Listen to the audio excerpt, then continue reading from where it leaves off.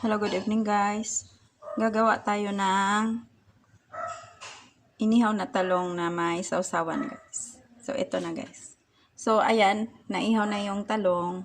Tapos nabalatan na at syempre hugasan natin and then i-drain natin. So, dito guys, meron akong sausawan niya. Merong konting garlic or bawang, konting ginger or luya. Merong red onion. At saka merong hiniwa na kamatis. So, lagyan lang natin ng kunting paminta yan, guys. Yan. Tapos, lagyan natin ng kunting asin. Pampalasa lang. Yan. Tapos, dagdagan ko yung asin, guys. Kasi, hindi naman mahilig sa matabang yung kakain. Tapos, lagyan natin ng kunting suka, guys. Ayan. Yung suka na tuba na galing sa Bisaya. Pero, alternative nito guys, pwedeng calamansi juice. So, gumamit na ako ng calamansi juice doon sa isang recipe. Dito, suka naman tayo. Para maiba naman ang lasa.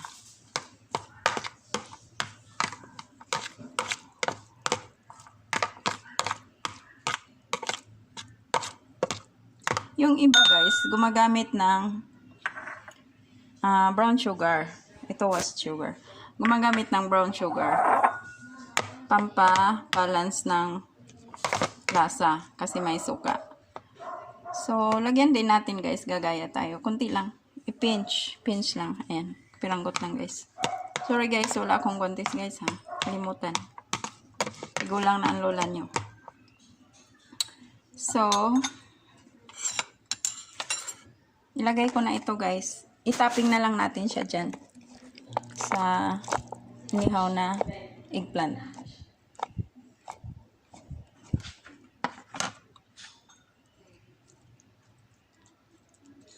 Yan.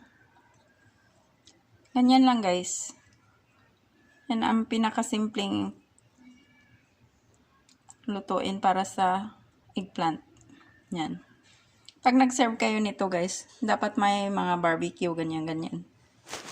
Mga dry foods kagaya ng inihaw, barbecue. It's either fish or baboy or manok. Yan. Pampatanggal umay ba guys? So guys, thank you so much for watching.